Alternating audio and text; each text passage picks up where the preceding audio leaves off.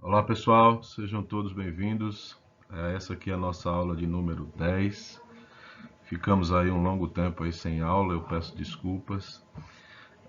Em partes estava previsto porque eu tinha 15 dias de férias nesse meio tempo, mas ao chegar das minhas férias eu adoeci e ainda estou meio ressabiado. Estou aqui tentando cumprir meus compromissos. E por conta disso estamos um pouquinho atrasados, né? Eu vou tentar cumprir aí as datas que foram propostas no início do calendário, mas eu acredito que a gente vai ter que prorrogar aí a data da nossa prova. Eu espero que não, tá? É, Na aula de número 9 a gente ficou no meio do capítulo, né? A gente falou sobre a função exponencial, as suas características, suas propriedades. E hoje a gente vem aqui para falar da sua irmã gêmea, né? Gêmea não, a sua irmã mais próxima, que é a função logaritmo. O logaritmo é a maneira como se faz nas escolas de ensino médio, né? No ensino médio, eles seguem um roteiro que ele é a motivação é pedagógica, né? E aí eu vou explicar por que a motivação é pedagógica mais na frente, mas para que a gente possa seguir o roteiro que é feito no ensino médio, no ensino médio e ensino básico, né, a gente precisa falar da função inversa. Então a função inversa ela entra aqui simplesmente para que eu possa em seguida falar da função logaritmo, porque a função logaritmo logarítmica nesse contexto ela surge como inversa da função exponencial. Show? Então, uma função inversa, né? A definição de função inversa, acho que todos vocês conhecem, né? A gente diz que uma função g ela é a inversa da função f, se, né, quando você faz a composta, né, g de f de x dá x e f de g de y dá y, ou seja, né, quando você o que uma faz, a outra desfaz. Esse é o sentido mais claro, mais transparente que a função inversa pode ter. Você enxergar a função f como uma máquina de fazer alguma coisa, a sua inversa é uma outra máquina de desfazer essa coisa. Tá ok? Então, nesse momento é preciso que seus alunos já tenham visto a função composta, né? Como é que se faz a composição de funções, porque sem isso não é possível falar da função inversa, ok? E aí, veja, a função inversa ela tem algumas observações a serem feitas, tá bom? Então, a primeira é a seguinte, né? Se f é a inversa da função g, né? G é a inversa da função f e vice-versa, né? Se uma é a inversa de outra, a outra é a inversa de uma, tá ok? Então, não tem como G ser a inversa de F e F não ser a inversa de G, né? Quando uma coisa acontece, as duas coisas acontecem. Tranquilo? Isso é bem óbvio. Uma outra coisa é que se a função g ela é inversa de f e você tem que o g de y é x, isso significa, né, que a função g leva o y no x. Então, o que a função f faz? Ela leva o x no y, né? O que uma máquina faz, a outra desfaz. Ok? E por fim, né, a notação que se dá é que em vez de usar duas letras diferentes para uma função e a sua inversa, e para ficar denotado que uma função ela é a inversa de outra função sem ter que dizer muita coisa, é usar o expoente menos um em cima do símbolo da função que você está se referindo como sendo a inversa. Tá ok? Então, por exemplo, se você quer dizer que uma função é a inversa da função f, em vez de você dar o g para ela, você dá o f, a mesma letrinha, com um símbolo menos um em cima, o expoente menos um acima. Esse menos um, ele não tem o papel de ser um expoente. Ele está aí, ele aparece como um expoente, mas ele não tem nada a ver com potenciação. É uma notação para indicar que a função f é a inversa da função f é menos 1 é a inversa da função f, né? Isso é simplesmente para encurtar, para que não seja preciso dizer muitas coisas, entendeu? Isso dentro de um texto faz com que você escreva f a menos 1 e já fique evidente que se trata da função inversa, e aí função inversa de quem, né? Da função f. Show? É, é, é, como o foco aqui dessa aula não é exatamente trabalhar a função inversa, é óbvio que na sala de aula vocês não vão fazer como eu estou fazendo aqui, exemplos e mais exemplos né, exercícios têm que ser trabalhados nesse sentido, tá ok? Então eu estou indo um pouquinho acelerado aqui a respeito da função inversa, porque não é o nosso foco aqui a função inversa. Show? Na tarefa de vocês, enquanto professores do ensino básico, do ensino médio, isso aqui precisa ser bem trabalhado e com bastante tempo. Show? Pessoal, se eu fungar, me perdoem aí que eu estou gripado, estou me recuperando, tá? Então tenho paciência comigo, tá bom? Uma outra propriedade da função inversa é o seguinte, olha, se a função é inversível, ela necessariamente ela é injetiva. Tá bom? Isso a gente pode provar da seguinte maneira. Então, tentem se lembrar da definição de função injetiva. A função injetiva você pode definir ela de duas maneiras. Se você tem valores iguais, valores diferentes no domínio, esses valores diferentes no domínio serão levados em valores diferentes da imagem. Isso é uma forma. A outra forma é de enxergar assim: valores iguais na imagem necessariamente significa que são imagens do mesmo valor no domínio. Tá bom? De maneira bem simples, valores iguais são levados em imagens iguais, valores diferentes, né, domínios diferentes, serão levados em imagens diferentes. Show? Então a gente vai usar a segunda definição. Né? Suponha que g é a inversa da função f. Show? Ou seja, g de f de x é igual a x para todo x do domínio da função f. E vamos pegar dois valores, x1 e x2, no domínio da função x. E vamos supor que a imagem desses dois é igual. Tá bom? E aí, para provar que essa função é injetiva, basta a gente mostrar que, necessariamente, x1 e x2 devem ser iguais. Ok? Então, se f de x1 é igual a f de x2, a gente vai aplicar a função g, né, sobre a função f, nos dois lados. Por que eu posso fazer isso? Né?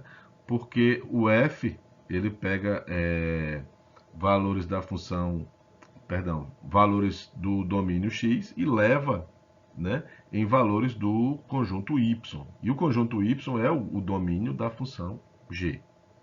Tá ok? Então, se é o domínio da função g, a função g está definida para todos os valores lá de y. Show? Então, como a função g é a inversa da função f, g de f de x1 é x1 e g de f de x2 é x2, ou seja, x1 é igual a x2, e aí conclui-se que a função é injetiva como a gente queria. Ok? Seguindo adiante, veja, se f é inversível, ela é injetiva. A outra propriedade é o seguinte: se ela for inversível, ela é também sobrejetiva. Como é que a gente pode provar isso? Né? Se f é inversível, existe uma função g, tal que f de g de y é igual a y para todo y no domínio da função g, né? A definição de inversa.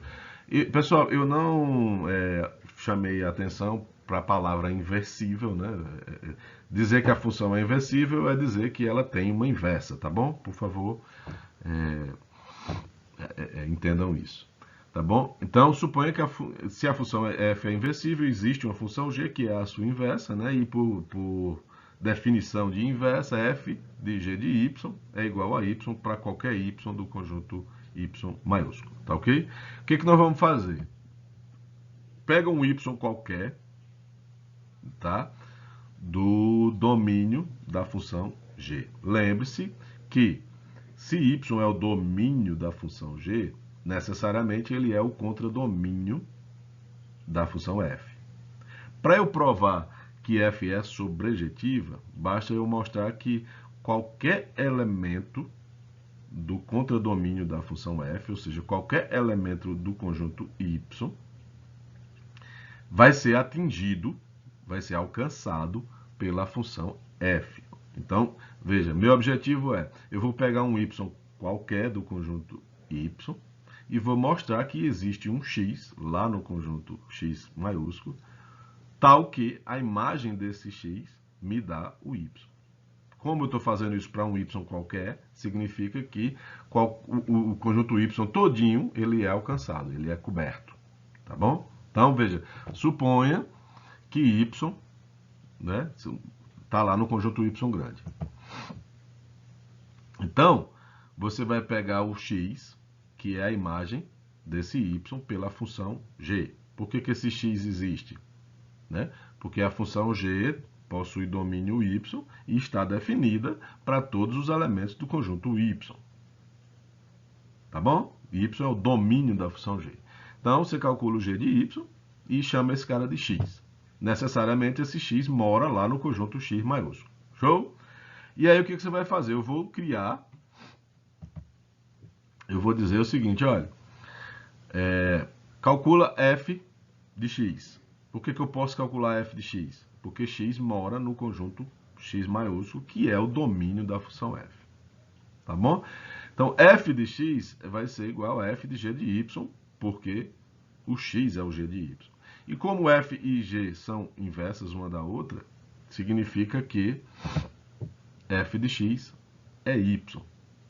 Então, encontrei, né, esse x que eu criei aí, que é a imagem do y, quando eu calculo o f de x, me dá o y. Então, ou seja, para qualquer que seja o y do conjunto y maiúsculo, existe um x lá no conjunto x, tal que a imagem desse x minúsculo vai ser o y minúsculo. Certo? Isso é a definição de f sobrejetiva. Então, veja, se f for inversível, eu tenho as duas coisas. Ela é injetiva e ela é sobrejetiva. Se f é injetiva e sobrejetiva ao mesmo tempo, a gente diz que ela é bijetiva. Então, fica provado aí que uma função que é inversível, ela é necessariamente bijetiva. Tranquilo? Com um pouquinho mais de esforço, eu vou deixar aí por conta de vocês, dá para você mostrar a volta dessa afirmação aí. Qual seria? Se f é bijetiva, significa que f é inversível. E aí, esse é um se somente se. Tá bom? Ser inversível e ser bijetivo é como se fosse a mesma coisa. Tranquilo? Tá bom? Então, guarda isso aí, é o que a gente... É uma das características da função inversa que a gente precisa guardar. Continuando aí com mais algumas propriedades da função inversa, suponha que, para que uma função f, definida num conjunto I, com imagem contra domínio J, para que essa função seja inversível, tá bom? É necessário que essa função seja crescente ou decrescente e sobrejetiva, tá bom? Veja, o que ele está querendo dizer aí é o seguinte, ó, se a função ela é inversível, ou ela é sempre crescente, tá? Ou sempre decrescente. E é estritamente crescente ou estritamente decrescente. Então não dá para você ter, minha função ela cresce, depois ela fica estável. Não, não pode. Ou ela cresce, depois ela decresce. Não pode. Ou ela sempre cresce, ou ela sempre decresce. Por quê?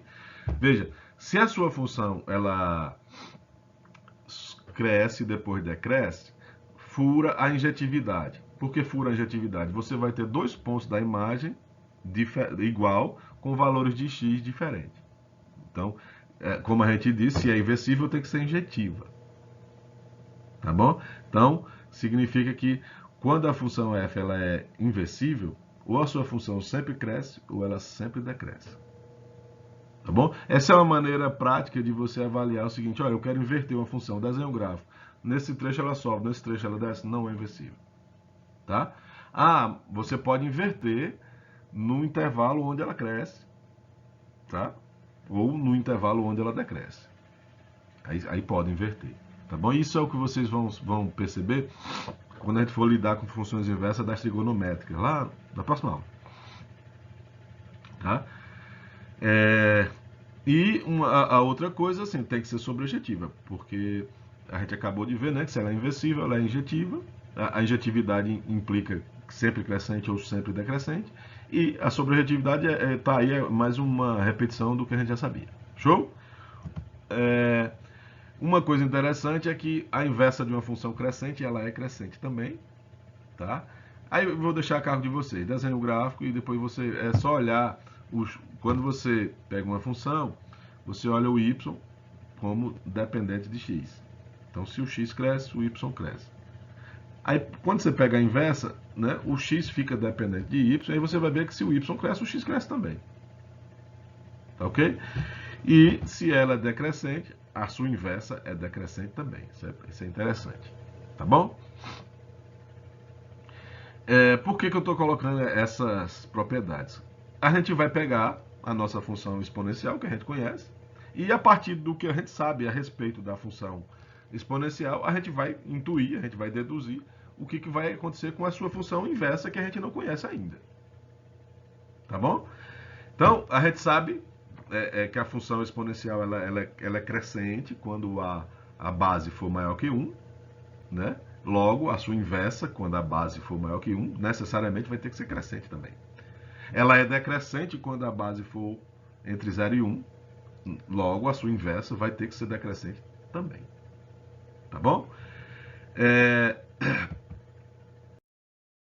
Então, seguindo com esse raciocínio, vamos lembrar aqui o que a gente aprendeu sobre as funções exponenciais. Tá ok? Então, primeiro a gente pega um a, que é positivo, né?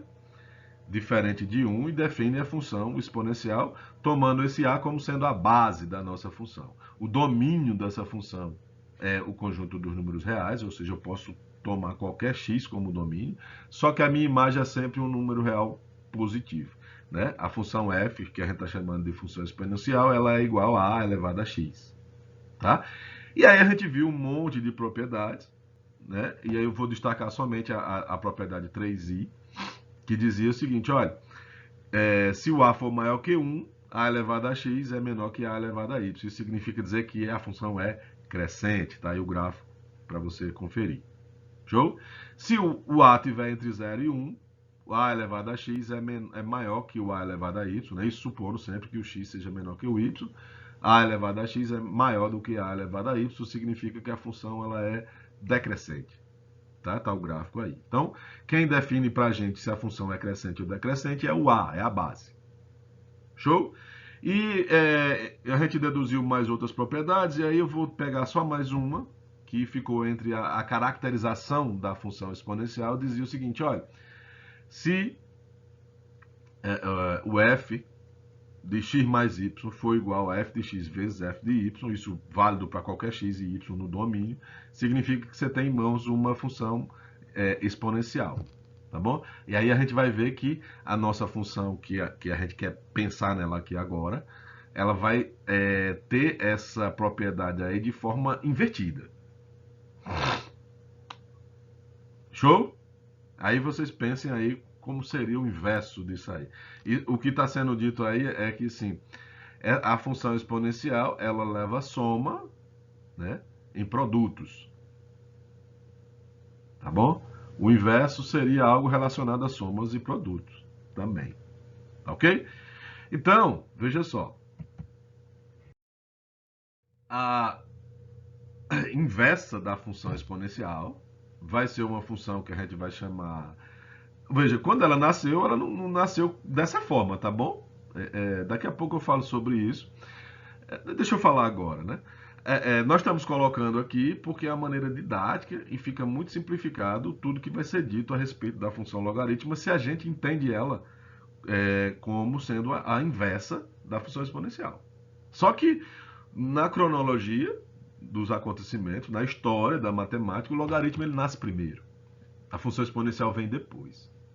E uma é a inversa da outra, isso aí não deixa de ser verdade. mas quem nasce primeiro é o logaritmo, tá bom? Quando o logaritmo está nascendo, já existia a ideia de potenciação, sim, mas ainda era um problema grave lidar com potenciação de números que não fossem inteiros. Tá? Já um avanço havia na direção de lidar com exponenciação de frações, né? Os expoentes fracionários, isso era um problema que na verdade eram as raízes. Né? Quando você tem uma potência cujo expoente é uma fração, e isso a gente viu na aula passada, que a maneira de calcular isso é transformando isso numa raiz. Só que transformar numa raiz não significa que o problema foi resolvido, porque assim, quanto é a raiz quinta de 2? Ninguém sabia calcular isso ainda. E aí eu deixo assim a pulga na orelha de vocês, e como é que isso era feito? Como é que se calcula? Isso é um problema que nós, matemáticos, não deixamos claro para os nossos alunos. A gente coloca lá a operação e faz de conta que aquilo ali é possível ser feito, e se você não sabe fazer é porque você é burro. Na verdade, não é assim, né? A gente pega a radiciação, quando está ensinando lá na quinta série, sexta série, e aí a gente pega alguns números que são fáceis de calcular. Então você pode pegar assim, qual é a raiz quinta de 32? Tranquilo, você vai lá, você descobre que é um 2. Por quê? 2 vezes 2 vezes 2 vezes 2, né? Mas se você perguntar qual é a raiz quinta de 3, vai dar um número quebrado, provavelmente esse número é irracional. E a pergunta que poderia ser deixada assim para o seu aluno, como é que isso é feito? Como é que isso é calculado? Em geral, a gente vai assim, né? Vai na calculadora que ela faz. Sim, a calculadora faz, mas como é que ela faz? Quem é que ensinou ela a fazer? Percebe que isso não é óbvio, isso aí. E aí é onde talvez entrasse a importância de um assunto que todo mundo despreza e guarda isso como a coisa mais chata do mundo, que são as séries. As séries de potência. São as séries que respondem todas essas perguntas. E aí eu não estou falando só de raiz, eu estou falando de, se você quer calcular o logaritmo aqui de um número que você não está tabelado, é uma série que você vai usar. Se você quiser calcular um seno, um cosseno, isso é na aula seguinte, mas assim, vocês certamente já ensinaram, se não ensinaram, já estudaram. Como é que se calcula um seno de um valor que não está naquela tabelinha, né? 30, 45, 60, 90. Se eu perguntar quanto é o seno de 18, como é que a calculadora faz? Como é que ela resolve isso? Então a resposta para isso são as séries que resolvem isso. Aí eu não vou explicar isso agora, tá bom? Mas quando vocês virem série, pergunta ao seu professor como é que isso acontece. Provavelmente no curso de cálculo alguém vai falar sobre isso. Talvez vocês já tenham visto isso. No curso de engenharia isso está lá no curso de cálculo 4.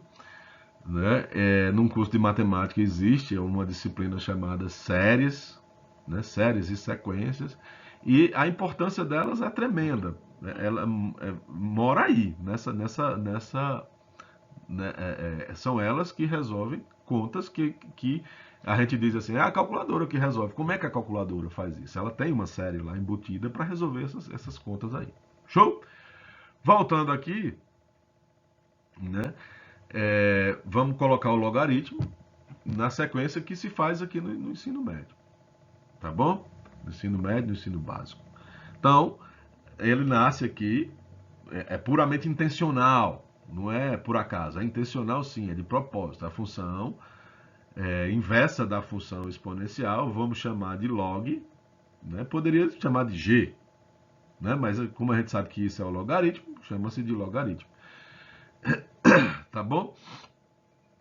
E aí, veja, quem é que vai ser o domínio da função log? É o contradomínio da exponencial, que é o R+.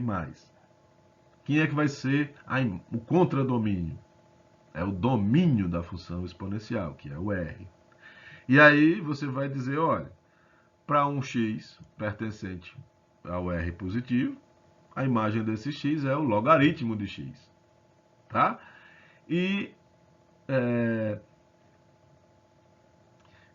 como é que eu calculo esse logaritmo de x? Aí, lá no ensino médio, você diz o seguinte, olha, um y vai ser dito o logaritmo de x na base a, se a elevado a y é igual a x. Ou seja, Você não sabe calcular logaritmo, você sabe calcular exponencial. Então você só verifica, o 2 é o logaritmo de x na base 2, quem é o x? Aí você transforma isso numa equação exponencial, resolve a equação exponencial, se você souber, né? E aí você diz, é verdade, você verifica que a equação ali deu verdade, ou resolve a equação e encontra a resposta, e aí, tá entendendo? Então, de fato, a maneira como se faz no ensino médio, você não ensina o cara a calcular logaritmo. Né? Você ensina que o logaritmo vem lá da exponencial, transforma o logaritmo que você queira calcular numa equação exponencial. Antes disso, você tem que ter ensinado seu aluno a resolver equações exponenciais. As equações exponenciais, elas, pelo menos as que vocês colocam no ensino médio, são somente aquelas que possuem soluções inteiras, que dá para você transformar a base, né? Você faz transformações de base para outra base, de expoente para outro expoente, isso sempre lidando com números inteiros, né? Mas nunca, perdão, lidando com números irracionais, por exemplo. Tá? E se botar um número irracional também é algo que do outro lado vai encaixar com outra pecinha lá que vai ser irracional e vai casar. Mas assim, nunca é uma equação exponencial do tipo genérica, porque do tipo genérica não dá para resolver. Tem que ir para a calculadora. Tá ok? Voltando aí à história dos logaritmos, ele não nasceu dessa forma aqui. Quem descobriu foi o Nepper, né? Isso foi em 1614. Mais uma vez eu convido vocês a dar uma olhada na dissertação do Jamerson, né, aqui do nosso Prof. Mate. Lá a gente coloca a história toda, tal, como foi. E uma coisa que é interessante é que o logaritmo, da forma como ele foi criado, ele não é o logaritmo que a gente tem hoje. Ele é um outro tipo de logaritmo que a gente nem usa. Tá? É uma coisa completamente estranha, completamente diferente, que guarda uma semelhança com o logaritmo que a gente tem hoje. Para vocês verem, hoje a gente fala logaritmo numa base. Na época nem sequer existia essa ideia de base. Ele nasceu, era um logaritmo específico. Tá? Perceba que quando você fala logaritmo na base A, quando você muda a base, eu estou falando de outra função logarítmica. Então, por isso que o plural aí faz sentido. Funções logarítmicas. Mudou o A, você tem uma outra função. Tá? Então, logaritmo de x na base 2 é uma função. Logaritmo de x na base 3 é outra função. Quando o Nepper descobre os logaritmos, era uma base só, e ele nem sabia qual era a base. Não tinha base. Ele faz um trabalho a respeito de... eu coloquei aqui mais ou menos na aula passada. Ele percebe que há uma maneira de fazer contas mais fáceis se você pensar numa sequência geométrica, né? numa sequência, numa PG, e você trabalhar com os índices dessa PG. Né? Aí eu faço operações com os índices da PG e em seguida eu busco onde é que mora a resposta com os índices e pego o respectivo valor da PG com a resposta do índice que eu encontrei. É mais ou menos assim. Ele usa uma relação de Stiefel, né, para deduzir. E ele procura assim, bom, o problema que ele demorou vários anos para pensar foi o seguinte: eu preciso que a minha PG, como eu quero fazer conta com números, com quaisquer números, eu quero que a minha PG ela aborde todos os números. Então, né, quando você estabelece uma razão, é óbvio que a sua PG não vai pegar todos os números na sequência. Né? Se eu pego 2 e pego uma razão, pego o primeiro índice sendo 0, o primeiro termo sendo 0. Qualquer razão que você escolha, né, vai ter um vácuo entre esse termo e o próximo. Então ele fez o seguinte: eu quero uma razão que o vácuo, o vazio entre um termo e o outro termo seja o menor possível. Então ele pega uma razão lá bem maluca, 1 mais 10 a menos 7 elevado a sétima, ou seja, é 0,0000000 se eu não me engano, são 7 dígitos até chegar no 1. 0. Se eu não me engano é isso. E aí essa PG que ele cria, ela tem termos, a razão é essa, e os termos dela são bem pertinho um do outro. E aí é uma maneira de dizer assim, olha, eu não tenho todos os números com os quais eu quero fazer conta, mas você se vira com esses aí fazendo conta de forma aproximada, e o erro que você vai ter é da 7ª casa por diante, então tem uma aproximação muito bacana. Isso vocês levem em conta que na época não tinha calculadora. Essa ideia é a progenitora da calculadora, do computador, tá certo?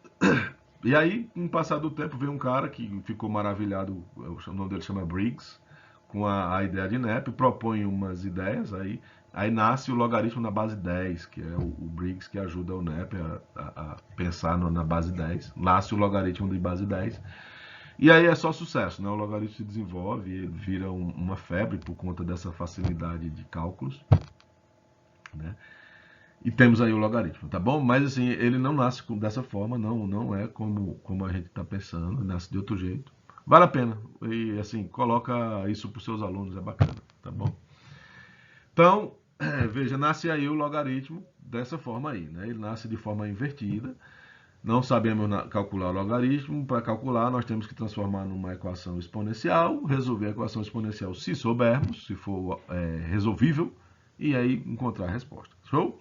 Caso contrário, tem que ir para uma calculadora que vai usar séries para resolver esse pepino. Show? Aí vem algumas consequências que são óbvias, né? Se o logaritmo é a inversa da função exponencial, quando eu calculo o logaritmo da exponencial, né? Então, o logaritmo de A, calculo A elevado a Y. O logaritmo de A elevado a Y, o A elevado a Y é a função inversa do logaritmo de A. Então, a resposta disso é o próprio Y, né? O A elevado a Y levou para uma resposta, o logaritmo trouxe de volta, tá bom? E vice-versa, né? O A elevado a x é a inversa do logaritmo de x na base A. Então, se você pega o A e eleva ao logaritmo de x na base A, né? Uma coisa cancela com a outra e o x não foi para canto nenhum, certo? Isso lá no ensino médio, como é que a gente ensina, né? Se você está fazendo a composta do logaritmo com a exponencial e as bases são iguais, você cancela as bases, né? Mesma coisa se está fazendo A elevado ao logaritmo de x na base A, cancela as bases, né? E a palavrinha logaritmo vai embora. Tranquilo? Esse é o fato de ser uma ser inversa da outra. Outra característica é o seguinte. Bom, eu vou deixar aí para que vocês demonstrem. Tá? São demonstrações bem bobinha, bem bacaninha, bacana de fazer na sala de aula para o seu aluno ficar de boca aberta. Tá? É o logaritmo do produto, o logaritmo de xy, o logaritmo de x mais o logaritmo de y. Lembra que eu falei que a função logaritmo ela ia trazer algo a respeito daquela característica que eu chamei de número 3, que é f de x mais y é igual a f de x vezes f de y, transforma soma num produto. O logaritmo ele faz o inverso, veja aí, ele está transformando o produto em somas. Então, o logaritmo de x e y é o logaritmo de x na base A mais o logaritmo de y na base A. Tranquilo? Aí segue uma série de propriedades, né? Se você tiver a divisão, transforma numa subtração, né? A lei da potenciação, né? Se você tiver um x elevado a alfa, né? Um alfa expoente, o alfa desce, vem para fora do logaritmo. E a mudança de base, logaritmo de x na base A, eu posso mudar para uma outra base B, né? Vai ficar logaritmo de x na base B dividido pelo logaritmo de A na base B. Ok? E, por fim, o logaritmo de 1 em qualquer base é zero. Isso aí fica bem óbvio porque você vai ter que resolver uma equação exponencial, a elevado a alguma coisa, de modo que dê 1, e aí esse alguma coisa é o zero. Né? Qual é a base? Né? Show? Então, fica aí essas propriedades para que vocês demonstrem. Eu acho que quem já deu aula desse aí demonstrou isso aí com muita tranquilidade. É bem bacana que se faça na sala de aula para o seu aluno ver. Tá? Eu, na universidade, eu não perco a chance e faço todas elas bonitinho, bacaninho, é rapidão. Ok? Então, no fundo, assim, eu acho que isso aí diz tudo a respeito das funções logarítmicas. Tá bom? Se a gente parar para pensar no gráfico, então veja só. Suponha que você tenha a função exponencial, a elevado a x.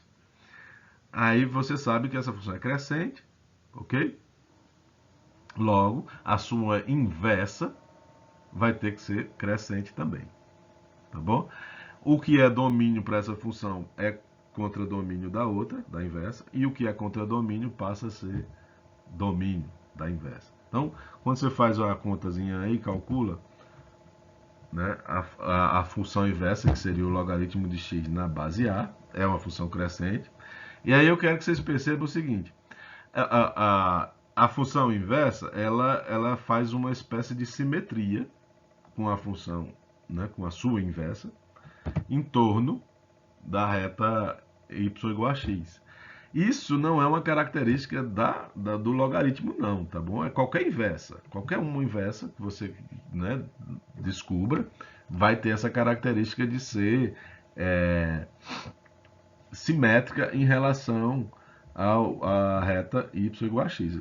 Eu espero que vocês entendam o que eu estou chamando de simetria, né? Pensa nessa reta aí como se fosse um espelho, é como se uma enxergasse a outra do outro lado. Tá bom? Se você pegar o caso onde a base é menor que 1, o gráfico da função exponencial eu já coloquei, né? Ela é decrescente, tá bom? E aí o gráfico da função logarítmica, veja, tem que ser decrescente também, certo?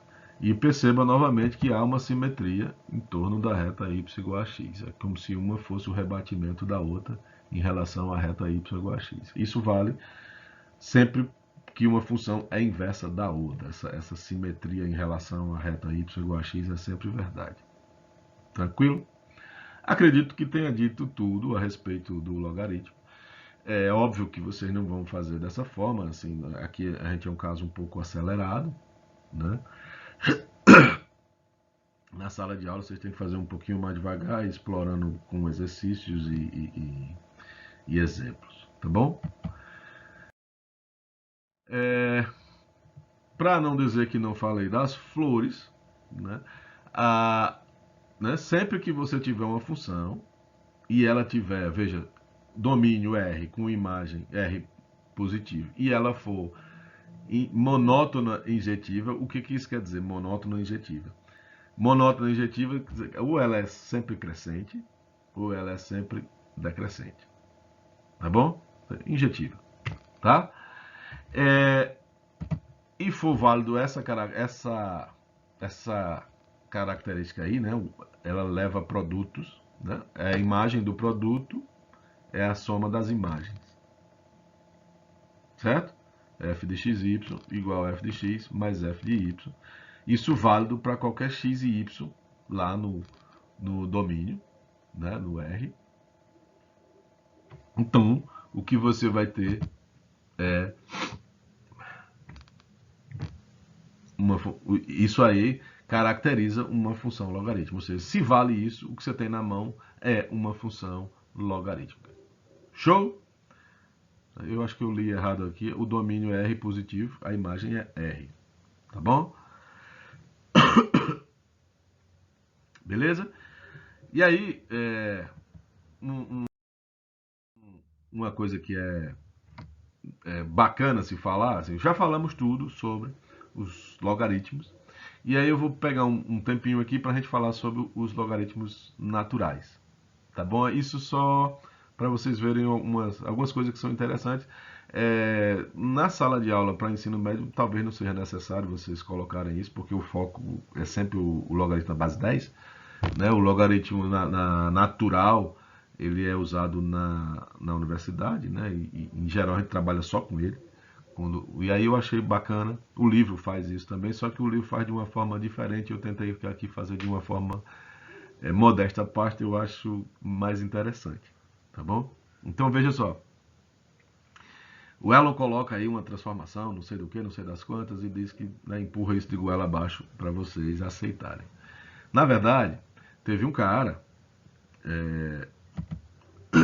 que ele provou, né, ele pegou a parábola, perdão, a hipérbole, né, que é descrita pela função 1 sobre x. E aí ele demonstrou uma coisa bastante interessante, que é o seguinte, olha, pega a área abaixo dessa hipérbole, né, dentro do intervalo AB, certo? Eu estou chamando isso aí de A com o índice A, B, tá bom? Essa área aí. Se você pegar o intervalo AB e multiplicar ambos os extremos desse intervalo por o mesmo valor, digamos T, né? Fica TA, TB, né? E calcular a área abaixo da parábola entre esse novo intervalo aí, entre TA e TB, né? Isso foi em 1647, foi feito por um belga jesuíta, né, chamado Gregory Saint-Vincent, e ele provou que essas duas áreas aí são sempre iguais. Então, você pega um intervalo AB qualquer e multiplica esse AB por um mesmo valor, um T, pega a outra área e essa área é sempre igual. Eu quero que vocês prestem atenção na cronologia dos acontecimentos. Bom, o Nepper criou o logaritmo em 1600, ele divulgou a sua descoberta em 1614, tá bom? Esse camarada fez essa descoberta aí, que a princípio não tem nada a ver com logaritmo, ele está falando de uma hipérbole e áreas abaixo da hipérbole, né? E aí, isso é em 1647. Uma coisa interessante, eu não vou fazer a demonstração aqui, eu fui lá no artigo dele mesmo, lá, o original. Ele usa umas notações completamente diferentes da gente. Mas o interessante é que ele não calcula essa área. Ele prova que são iguais, mas ele não sabe calcular a área. Né? É um negócio bastante interessante. E aí ele provou isso aí, pronto, guardou. E aí, 2 anos depois, 1649, vem um outro belga, eu acho que do mesmo convento, onde, né, é o Alphonse de Sarrasin, né, ele é conhecido somente como de Sarrasin. Ele pegou e criou uma função baseada na área abaixo da hipérbole. Então ele fixou o 1, aí vocês poderiam me perguntar o porquê do 1. Daqui a pouco eu tento responder, não tem essa explicação em lugar nenhum, tá? É uma especulação minha. Mas ele pegou, né, o 1 e estabeleceu o seguinte, olha, o L de x vai ser a área, tá, de 1 até x. Tá bom? Então, se o x for maior do que 1, né, você está falando em áreas, e aí se o x for menor que 1, aí você faz a área do x até o 1 e multiplica por menos 1, porque vai dar negativo, né, para tudo isso ficar sempre positivo. Então, estamos falando sempre de área, tá bom? E aí ele, né, fez uma observação interessante. Pega essa função aí e vamos fazer o seguinte, ó. Eu quero calcular o L de XY. Ou seja, eu quero calcular a área abaixo da parábola, perdão, da hipérbole, que vai de 1 até o XY. Aí, para ficar tranquilo para vocês entenderem, eu estou supondo XY maior do que 1, tá bom? Mas isso é válido para o lado esquerdo também. Para o lado esquerdo. Tá ok? E aí também estou supondo que XY é maior que X, ou seja, X está no, né, entre 1 e XY. Aí ele foi o seguinte, olha, se eu quiser calcular o L de XY, isso vai ser igual, né? Você tem duas partes aí, vai ser a soma dessas duas áreas. A área que vai de 1 até X, ou seja, é o L de X, e a área que vai de X até XY. Aí, esse segundo termo aí, que é a área de x até xy, perceba que os extremos do intervalo está multiplicado por x, os dois extremos. Então, esse A de x até xy, eu posso trocar, usando o que o Sam Gregory provou, pela área que vai de 1 até y. Ou seja, eu posso tirar o x daí. Não é? O que o Sam Gregory provou, né? O Gregory Sam Vicente, perdão. E aí, se você prestar atenção, o A de 1 até y é o L de y. Então, olha só o que você tem em mãos, o que ele provou, né? O de Sarasa. L de xy é igual a L de x mais L de y. Isso é uma caracterização da função logaritmo. E essa função, o L de x, como ela trata de área, à medida que você aumenta o x, você está aumentando a área, ou seja, ela é crescente. Ela é sempre crescente. Então, tem as duas coisas que são exigidas no teorema da caracterização das funções logarítmicas.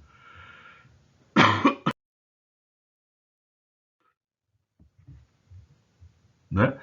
Pelo teorema da caracterização, existe uma base, tá? Um A positivo, onde esse L de x aí é um logaritmo. Né? Um logaritmo de x nessa base A. Fica a pergunta, quem é essa base? Quem é esse A? Tá bom? Então, eu vou colocar aqui somente uma observação, e aí veja só. A gente sabe que pelas as características do logaritmo, pelas propriedades que a gente provou aqui para o logaritmo, se eu calcular o logaritmo de A, mesmo sem saber quem é esse A, mas sabendo que esse A é a minha base, então o logaritmo de A na base A, isso tem que dar 1. Não é assim? E aí, veja, esse A, embora eu não saiba quem é, ele é um valorzinho lá no eixo x, para o qual a área dá 1. Então, a base desse logaritmo, é por isso que chama logaritmo natural, né? É como se tivesse lá posto por Deus e alguém só descobriu, alguém só percebeu que no caso foi esse Sarasa, né? Então, quem é a base? É o valor aí de x, onde a área, né, de 1 até x, abaixo da parábola, 1 sobre x, vai me dar o 1, a área 1. A área 1, ok? E aí você pode, né? Ó, isso aí tudo não envolve integral, o cara fez sem ter integral, não tinha integral, não posso usar isso aí. Embora muitos livros façam aí e tal, demonstrem qual é o valor desse A, usando outros caminhos, mas ficou por aí, né? Você poderia estabelecer de alguma forma numérica, né? E é como foi feito, foi usando séries, para calcular qual é o valor desse A. Tá? Então você poderia fazer numericamente, por tentativa e erro, né? Ah, pega um valor de x, calcula a área, deu menor que 1. Pega outro valor de x, deu maior que 1, diminui. Aí você vai fazendo esse samba aí, até chegar num valor que diga, para esse valor de x aqui, a área vai dar 1. Tá bom? E aí, veja, esse aí é o logaritmo natural. Tá bom? É a função logaritmo que é obtida aí, assim como a área da hipérbole 1 sobre x, tá ok? A partir do 1. Sim, respondendo o porquê do 1, né? É óbvio que, para mim, né? Eu acho que o Sarasa, ele não pegou 1. Isso aí é válido, se você pegar isso, essas características, você poderia pegar para um valor qualquer de x aí, maior do que 0. Tá bom? Só que depois dele perceber que essa função seria um logaritmo, aí ele vai no seguinte, olha, o logaritmo ele tem uma característica que é o seguinte, o logaritmo de 1 é 0. Então eu quero, né, que essa função, quando eu pegar x igual a 1, me dê 0. Então veja, se você coloca o início sendo em 1, quando você pegar o x igual a 1, você vai ter uma área 0. Então, é assim, depois de perceber que essa função L de x, ele não pegou 1, ele pegou um valor qualquer, tinha característica de logaritmo, ele estabeleceu que um valor assim conveniente para posicionar o lado direito dessa área seria em cima da abscissa 1. Né? É pura conveniência, porque Se é um logaritmo, a gente sabe que o logaritmo de 1 é zero. Então, onde é que eu boto essa barra, esse traço vertical aí? Num ponto onde case essa ideia do logaritmo de 1 ser zero. Ok? Professor, se eu não botar o 1 aí, se eu não colocar essa barra em cima ou não colocar num outro lugar, eu continuo tendo um logaritmo? Continua tendo um logaritmo, só que vai ser o logaritmo transladado. Então vai ser o logaritmo de x mais alguma coisa ou o logaritmo de x menos alguma coisa, entre o parênteses do logaritmo, entendeu, né? Continua sendo um logaritmo. Você colocando aí no 1, né, faz com que o seu logaritmo seja o logaritmo de x. Tá? Não tem translação. Show? Mas, veja, fica a pergunta de qual é o valor dessa base, qual é o número que representa essa base, né? E aí a gente chama esse número de E, né, hoje, né, em homenagem ao Euler, né? E eu tentei descobrir quem foi que fez essa demonstração. No livro coloca-se após falar sobre uma série de Mercator, não sei como é que pronuncia, acredito que seja devido a ele, mas lá não dá essa demonstração para ele, tá bom? Mas vou colocar aqui e assim, aviso logo que a gente vai precisar da noção de limite, tá bom? Para que a gente alcance a descoberta do número E, como foi que se chegou a ela, tá bom? Então, também, essa foi a aula que eu pesquisei mais, viu? Registre aí. Eu quis descobrir como é que esse cara partiu daqui. Ele vai partir dessa figurinha aí, e a partir dessa figurinha ele vai chegar na resposta do qual é o valor do A. Por enquanto a gente está chamando de A, tá bom? Não consegui encontrar, né? Vou ficar devendo aí para vocês, tá? Eu sempre rejeito acreditar que o cara sonhou, né? Sonhei, eu vou fazer isso que vai dar certo, né? Pode ter sido por tentativa e erro, pode ter sido por uma conta que apareceu na vida lá e por acaso e foi parar e não é, não sei, tá bom? Mas ele partiu daí, eu queria dar essa resposta, não consegui achar o porquê que ele partiu daí. Mas, por favor, nos conformemos, tá bom? Então, veja, ele pegou a hipérbole 1 sobre x e se propôs a calcular a área, né, o logaritmo de 1 mais 1 sobre h. No futuro, esse h eu vou fazer ele caminhar para o infinito, eu vou fazer ele muito grande. Tá certo? Em outras palavras, quando o h vai para o infinito, 1 sobre h se aproxima de zero, e aí essa área está ficando cada vez menor. Tá bom? Mas no fundo ele não queria calcular a área. Ele usou o argumento geométrico para chegar numa expressão algébrica. Tá? No final a gente vai esquecer disso aí e tchau. Então, veja só. Você calcula a imagem do 1 mais 1 sobre h, né? A função é 1 sobre x, então vai ficar 1 sobre 1 mais 1 sobre h, e aí eu fiz as continhas direito, né? Simplifiquei, ficou h sobre 1 mais h. Tá? Calcula a imagem do 1, a imagem do 1 é 1 mesmo, e aí eu quero que vocês enxerguem aí, percebam dois retângulos. Você tem um retângulo grande, né, de altura 1, e base, o intervalo de 1 até 1 mais 1 sobre h. E vocês têm um retângulo menor, que é o retângulo de altura h sobre 1 mais h, e a base, o intervalo de 1 mais 1 sobre h. Ok? Geometricamente, eu posso afirmar o seguinte, olha, a área do triângulo menor é menor do que a área em azul, a área abaixo da hipérbole, e a área abaixo da hipérbole é menor que a área do retângulo maior. Compreenderam? Eu tenho três coisas e eu estou relacionando a área das três. Retângulo menor, a área em azul, retângulo maior.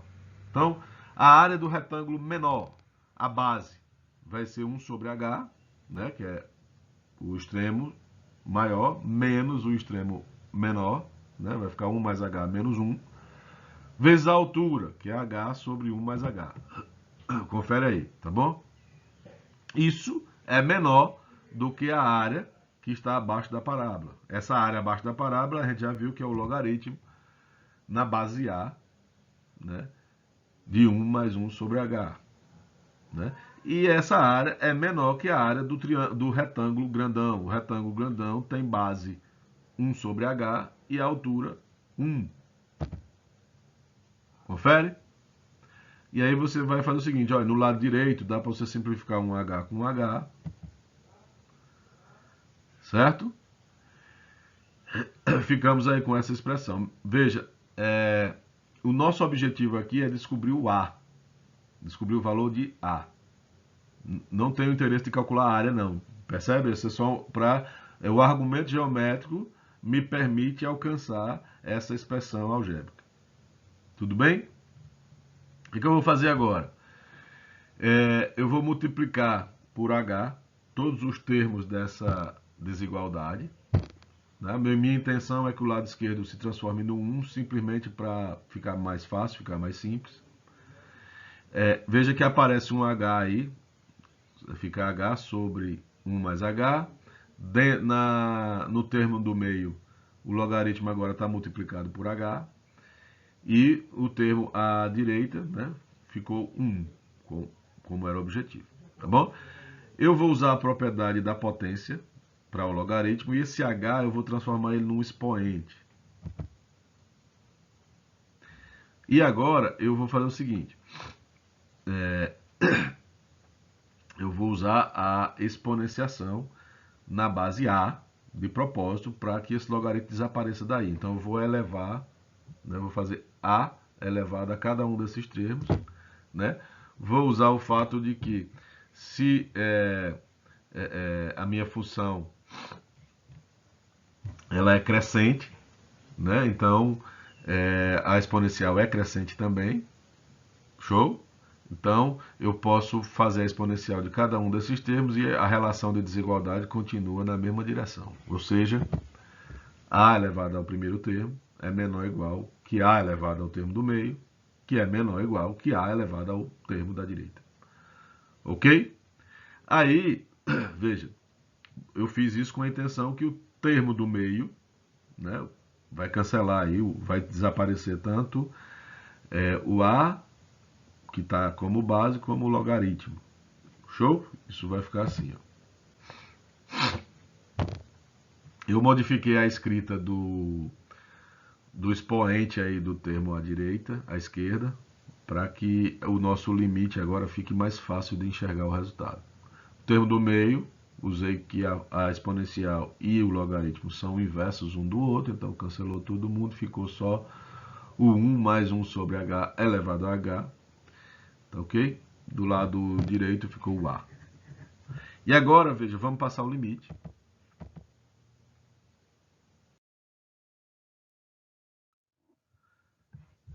Se vocês não estudaram o limite, eu peço que aceitem o que eu vou falar agora, mas quem já estudou o limite sabe que 1 sobre h, se o h está se tornando muito grande, 1 sobre h vai se tornar muito pequeno, ou seja, 1 sobre h se aproxima de zero. Tá? Então, do lado esquerdo aí, esse limite vai ficar a elevado a 1 sobre 0 mais 1, ou seja, dá a. O limite do meio eu não sei resolver, nós não sabemos resolver. Tá bom? E o limite da direita, né, é uma constante, o limite de a é a mesmo. Então você ficou com a menor ou igual que esse limite que nós não sabemos, menor ou igual que a. Então veja, a única possibilidade dessa desigualdade seja verdadeira é que o termo que está no meio aí seja igual a a. Tá bom? E aí, veja, a gente para de chamar esse valor de A e agora, em homenagem ao Euler, a gente chama ele de E. Né? O E é esse limitão aí. Com os recursos, você pode fazer esse, embora talvez não esteja parecendo que simplificou as coisas, professor, eu não sei calcular esse limite. Beleza, não tem problema. Mas a ideia do limite é o seguinte, olha, esse H é um valor que é seu, você é o dono dele, e ele está se tornando muito grande. Então você pode pegar uma calculadora e pode ir dando valores para H, cada vez maiores e vendo o que acontece. Hoje nós temos recursos, no curso de cálculo 1 você vê como resolve esse limite aí, tranquilo e calmo, numa boa, tá? E aí você chega a, numericamente, o valor desse negócio é um número irracional, né? Estão aí algumas casas desse número, que é o número de Euler, né? E só para fechar, só para finalizar, em alguns livros já chamaram assim, em vez de chamar de logaritmo natural, que é o logaritmo na base E, né, chamado de logaritmo neperiano. Isso está errado. O logaritmo neperiano é o de Neper, que ele criou lá em 1614. O Neper não chegou a conhecer esse número aí. Né? Esse número aí, não sei se vocês perceberam, eu fiz questão de colocar a cronologia dos fatos. Vem depois de 1649. Neper, talvez ele tenha vivido para ver, né? Mas assim, não é descoberta dele. No trabalho dele não aparece o E. Tá? Isso vem depois. Né? 614 para 649 dá 35 anos. 35 anos depois. Né? Ele pode ter visto, mas não é descoberta dele. Não trabalhou com o número de Euler. Tranquilo? Bom, embora pareça absurdo, mas em geral, e aí talvez seja esse o motivo de se chamar logaritmo natural, ele aparece muito nas coisas da natureza, né? Em problemas reais, né? Embora possa parecer que não, mas ele é muito comum. Tá ok? Bom, então fica aí a título de curiosidade, na sequência do como é que surge o logaritmo natural e tal. Para finalizar, aí eu fechei o capítulo, eu vou deixar aí esses exercícios, tá? 8.1, 8.2, 8.5 e 8.10 e nos vemos na próxima aula, né? Nosso tempo está curto, eu queria fazer a próxima aula em uma só, talvez eu não consiga, né? Talvez tenha que ser duas mesmo. E é muito extenso o capítulo. E aí a gente vai ter que prorrogar aí um pouquinho. Vou tentar que não, mas é muito provável que sim. Tá bom? Fiquem todos com Jesus e até a próxima.